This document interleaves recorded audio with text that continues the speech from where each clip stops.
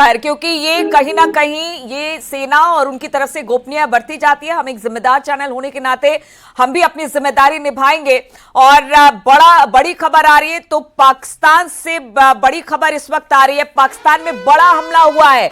जी हाँ, इस वक्त बड़ी खबर आ रही है, पाकिस्तान में बड़ा हमला हुआ है। ओकारा में ड्रोन हमला किया गया है और पाकिस्तान के पंजाब में ओकारा से ये हमला किया गया है। पाकिस्तान में बड़ा हमला हुआ है। अभी पाक मीडिया कह रही थी कि 2-3 ड्रोन भारत के देखे गए हैं पाकिस्तान के अलग अलग हिस्सों में। इस बात का दावा पाकिस्तान की मीडिया कर रही थी।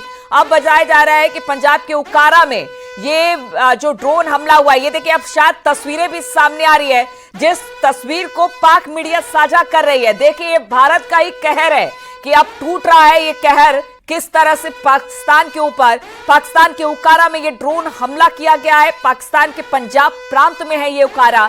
और देखिए, पंजाब प्रांत में सबसे पहला ऑपरेशन सिंदूर का जो हमला हुआ था, इसी पंजाब प्रांत में हुआ था, जहां पर आतंकवादियों को प्रश्रय दिया जाता था, जहां पर उनके जो लॉन्चिंग पैड थे वो काम कर रहे थे, जहां से ट्रेनिंग दी जा रही थी। उसमें पंजाब प्रांत में 4 ऐसे ठिकाने थे आतंकवादियों के, जिसको सबसे पहले ऑपरेशन सिंदूर में ध्वस्त किया गया था। और अब ये बताया जा रहा है कि पाकिस्तान में बड़ा हमला ड्रोन के जरिए किया गया है। भारतीय ड्रोन है, पाकिस्तान यानी पंजाब प्रांत के ओकारा में यह हमला किया गया है। त्यागी सर हमारे साथ जुड़े हैं। त्यागी सर, देखिए, बात हो रही है कि किस तरह से अब वहां पर कहर बरपाया जा रहा है। पाकिस्तान में बड़ा हमला वो भी ड्रोन के से किया गया है, क्योंकि सबसे पहले अगर ऑपरेशन सिंदूर की बात की जाए, 4 ऐसे ठिकाने थे जो पंजाब प्रांत में ही थे, जिसके अंदर घुसकर भारतीय सेना ने हमला किया था आतंकवाद पर।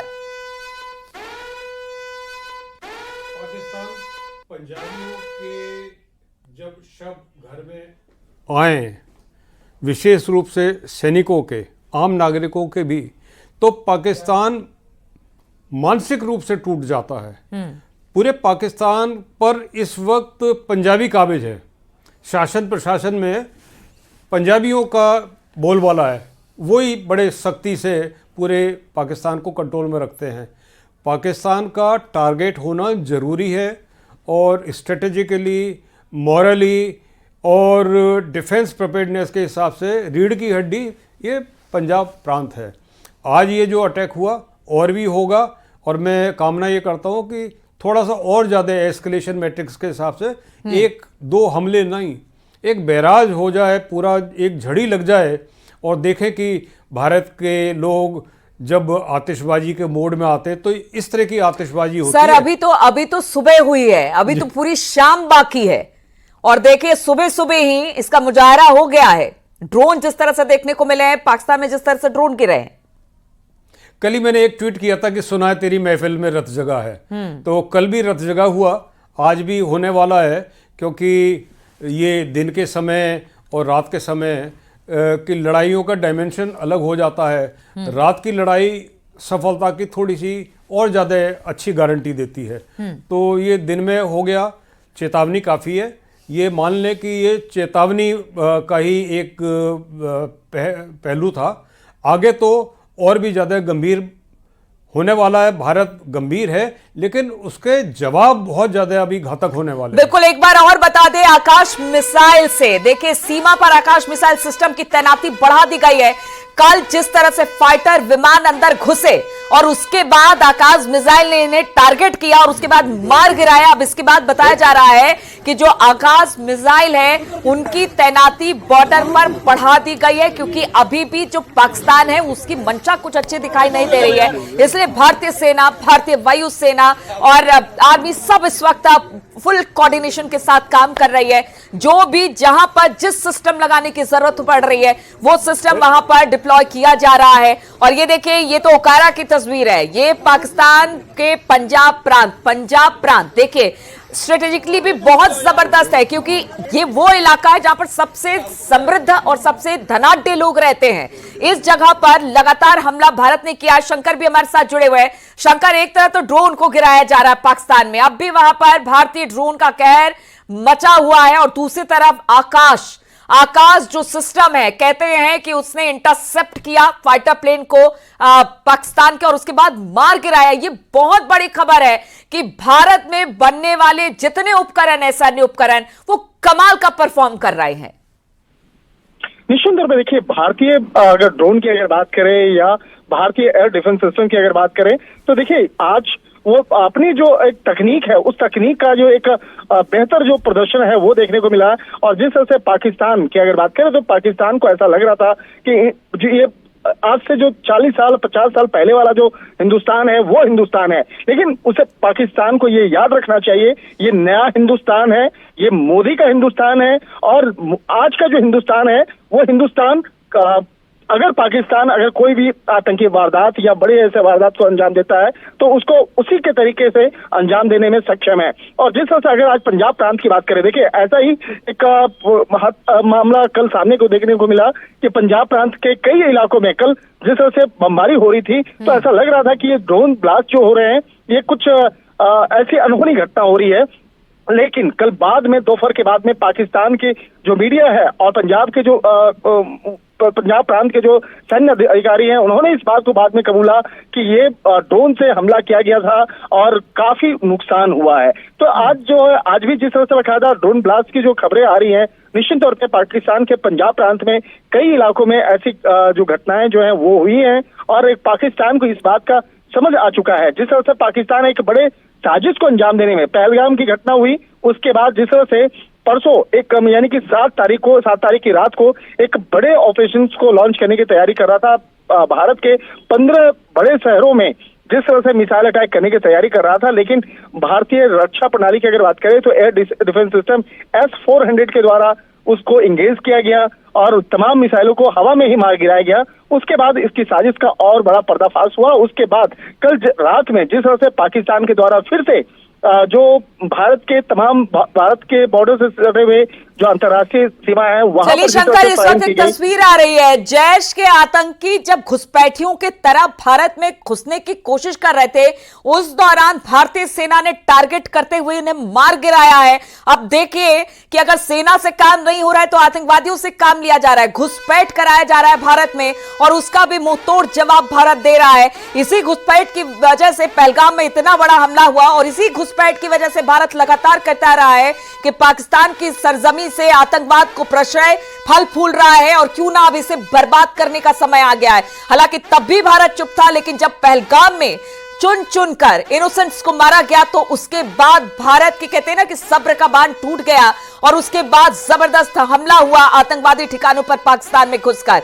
अब देखिए कि पाक सेना अगर नहीं लड़ पा रही है इस पूरे भारतीय सेना के साथ तो अब घुसपैठियों को किस तरह से भारत की सीमा में दाखिल करा जा रहा है। जैश के जो आतंकी थे उनको घुसने की कोशिश जब वो कर रहे थे भारतीय सेना में भारतीय सीमा में तो उस दौरान सेना ने किस तरह से उनको टारगेट करके मारा है। और खबर यह भी आ रही है कि जितने भी डीजी हैं बॉर्डर सिक्योरिटी फोर्सेस के उनको कह दिया गया है कि खास तौर पर अलर्ट रहे, इस तरह की हरकत पाकिस्तान करेगा। जो अजहर मसूद को जेल से रिहा करने की बात कर रहा है, बाहर निकालने की बात कर रहा है, वो समझिए क्या भारत में दाखिल होने की बात नहीं करेगा।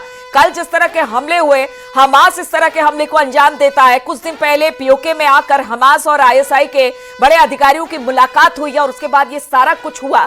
तो ऐसे में कहा जा सकता है कि पाक सेना तो पीछे हटती दिखाई दे रही है, लेकिन अब आगे किया गया है इन आतंकियों को। त्यागी सर क्या कहेंगे? आतंकियों को चुन चुनकर मारा जा रहा है और इसके लिए भारतीय सेना बिल्कुल तैयार दिखाई दे रही थी। जो बॉर्डर सिक्योरिटी फोर्सेज है उनको पहले ही आगाह कर दिया गया था कल के हमले के बाद कि देखिए ऐसा कुछ होगा और वो दिख रहा है। अच्छा, बॉर्डर सिक्योरिटी फोर्स के बारे में एक बात मैं बता दूं कि एक भारत सरकार का जब निर्णय था कि बॉर्डर से 10 किलोमीटर के दूरी तक बीएसएफ का जुरिस्डिक्शन होगा, तो जब ये निर्णय लिया जा रहा था तो पंजाब के चीफ मिनिस्टर ने उसका पुरजोर विरोध किया था और भरसक प्रयास किया था कि ये इनका जुरिस्डिक्शन ना बढ़ाया जाए। लेकिन क्या मंतव्य था, उसके पीछे क्या उद्देश्य थे और वो किस हद तक सफल हो रहे हैं, आज आप ये देख लीजिए कि अगर पहले बीएसएफ का जुरिस्डिक्शन सिर्फ बॉर्डर के कुछ मीटर तक था, अब 10 किलोमीटर अंदर तक बढ़ा दिया। तो इसका अर्थ ये हुआ कि कोई भी किसी भी प्रकार की शक्ति राजनीतिक लेवल पर इंटरफियर ना करे और सशस्त्र सेनाओं के जो भी उत्तर हैं, प्रतिकार है बिल्कुल। उनके बीच में अड़चन ना पैदा करें। इस वक्त का डिफेंस एक्सपर्ट तेजिंदर सोढ़ी साहब भी हमारे साथ जुड़ गए हैं। सोढ़ी साहब, आप जो तस्वीरें इस वक्त हम दिखा रहे हैं, अगर आप देख पा रहे हैं तो ठीक है, नहीं तो मैं तो बताती हूं आपको किस तरह से अब जब घुसपैठिए हैं वो भारतीय सेना में दाखिल होने की कोशिश कर रहे हैं। जो आतंकवाद अब तक बढ़ाता रहा है पाकिस्तान, उसको अब भारत की सीमा में दाखिल करवाने की कोशिश की जा रही है, क्योंकि सेना ने तो देख लिया कि उनका हाशर क्या हुआ। अब इस तरह से भारत पर हमले की तैयारी कर रहा है ये। सोढ़ी साहब, आवाज मिल रही है? चलिए, सोढ़ी सर से हम बातचीत करने की कोशिश करेंगे, लेकिन हम आपको दिखा रहे हैं, तस्वीरें दिखा रहे हैं। जैश के आतंकी मारे गए हैं। घुसपैठ करने की भारतीय सेना में वो कोशिश, भारतीय सीमा में कोशिश कर रहे थे, जब सेना ने उन्हें मार गिराया है। सांबा सेक्टर की बात की जा रही है। दूसरी तरफ हम ये भी दिखा रहे हैं कि किस तरह से पाकिस्तान में गिरा है, वो भी पंजाब प्रांत में भारत का जो वहां पर ड्रोन बताया जा रहा है कि वो हमला किया है उसने, और साथ ही साथ सांबा सेक्टर में 7 घुसपैठिए मारे गए। इस तरह की खबर भी सामने आ रही है। जैश के ये सारे के सारे आतंकी बताए जा रहे हैं।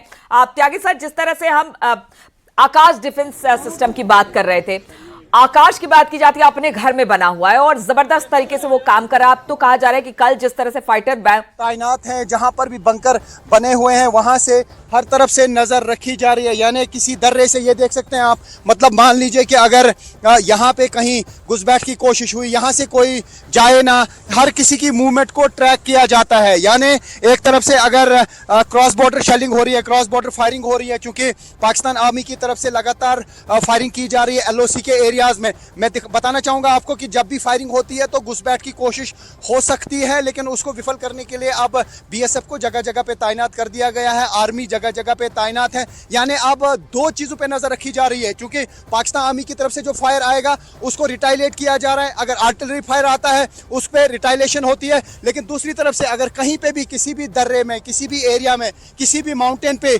ऐसी कोई इंफॉर्मेशन आए कि कहीं पे घुसपैठ की कोशिश हो सकती है या इंटेलिजेंस इनपुट्स हो, तो उसको विफल करने के लिए BSF और आर्मी जगह जगह पे लगी है। ये एक मिसाल है, जैसा कि मैंने कहा कि मैं एग्जैक्ट लोकेशन आपको नहीं बता सकता हूं सिक्योरिटी रीजन की वजह से, लेकिन ये इसी तरीके की चौकसी जगह जगह पे LOC के एरियाज में देखी जा रही है। रिफत उरी से ये पूरी रिपोर्ट दिखा रहे हैं, हालांकि उन्होंने नहीं बताया कहां पर है, लेकिन इस तरह से हर जगह पर भारतीय सेना इस वक्त मुस्तैद दिखाई दे रही है। बात की जाए सांबा सेक्टर की, वो तस्वीरें भी दिखा रहे हैं, जब जैश के 7 आतंकी जो घुसने की भारत में कोशिश कर रहे थे उनको मार गिराया गया है। हर मोर्चे पर इस वक्त भारतीय सेना तैनात है और हर तरह के